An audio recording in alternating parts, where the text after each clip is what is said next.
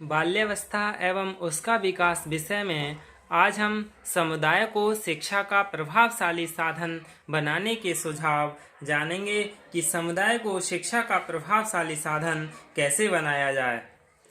यानी suggestions to make community an effective agency of education. यानी प्रभावशाली साधन कैसे बनाया जाए समुदाय के लिए। सबसे पहला है, सर्वप्रथम यह आवश्यक है कि समुदाय स्वयं संकीर्णताओं, विषमताओं एवं सांप्रदायिकता से मुक्त हो। सबसे पहले तो जो समुदाय है वो जो समुदाय में संकीर्णताएं हैं और जो विभिन्नताएं यानी विषमताएं हैं और सांप्रदायिकता, इन सब चीज़ों से मुक्त हो, तभी क्या है समुदाय एक अच्छा प्रभावशाली साधन बन सकेगा। यानी first of all it is necessary that the community itself should be free from narrowities, inequities and communalism.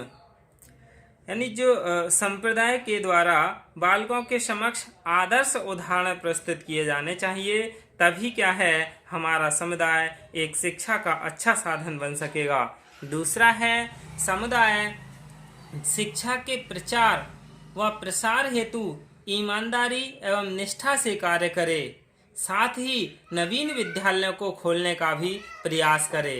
यानी जो समुदाय है वो शिक्षा का प्रसार ईमानदारी से करे और वह अपनी निष्ठा से कार्य करे, और उसके साथ साथ जो नए नए विद्यालय खोलने की भी कोशिश करनी चाहिए। Works honestly and secretly sincerely for the promotion and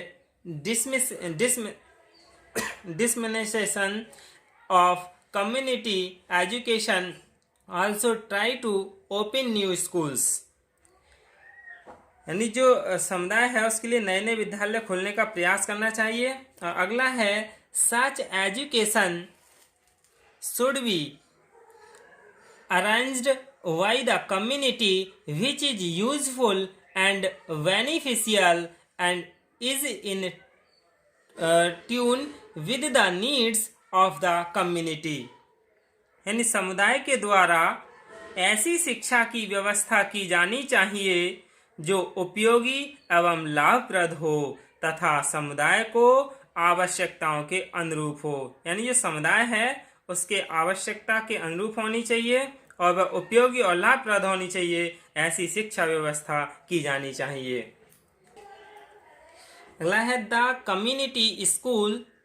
the community should participate in the work of the school and the school in the work of the community so that unity can be established and the school can develop as a community center. यानी जो समुदाय है वो विद्यालय के कार्यों में तथा विद्यालय को समुदाय के कार्यों में भाग लेना चाहिए। यानी समुदाय है उसे विद्यालय के कार्यों में और विद्यालय को समुदाय के कार्यों में भाग लेना चाहिए, जिससे दोनों में एकता स्थापित हो और विद्यालय सामुदायिक केंद्रों के रूप में विकसित हो सके। समुदाय को बालकों में ऐसी आलोचनात्मक शक्तियों का विकास करना चाहिए जिससे वे अपनी संस्कृति का यथार्थ रूप से मूल्यांकन कर सकें तथा उसके दोषों का भी उन्मूलन कर सकें। The community should develop such critical powers among the children so that they can also assess their culture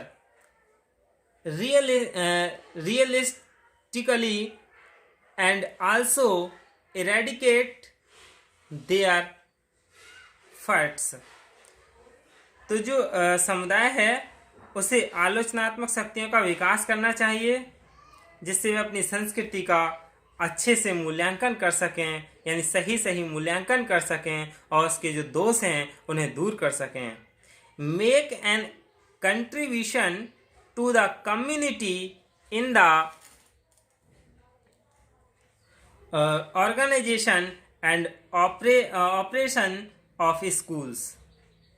यानी विद्यालय के संगठन और संचालन में समुदाय सक्रिय योगदान करें।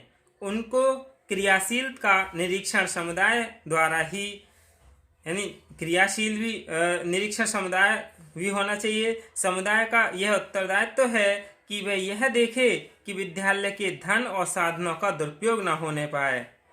समुदाय को एडल्ट, फीमेल और जो हैंडीक्राफ्ट हैं की शिक्षा पर भी ध्यान देना चाहिए। जब समुदाय के लोग जागरूक होंगे तभी हमारे देश में सामाजिक शिक्षा और ग्रामोत्थान के जो अनेक कार्यक्रम सरकार द्वारा चलाए जा रहे हैं पूर्ण रूप से सफल हो पाएंगे। कम्युनिटी यानी समुदाय को शिक्षा प्रसार के कार्य में अन्य संस्थाओं जैसे राज्य सरकार, विद्यालय और परिवार आदि का सहयोग लेते रहना चाहिए। इन समस्त संस्थाओं के सहयोग से ही समुदाय अपने लक्ष्य को प्राप्त कर सकता है।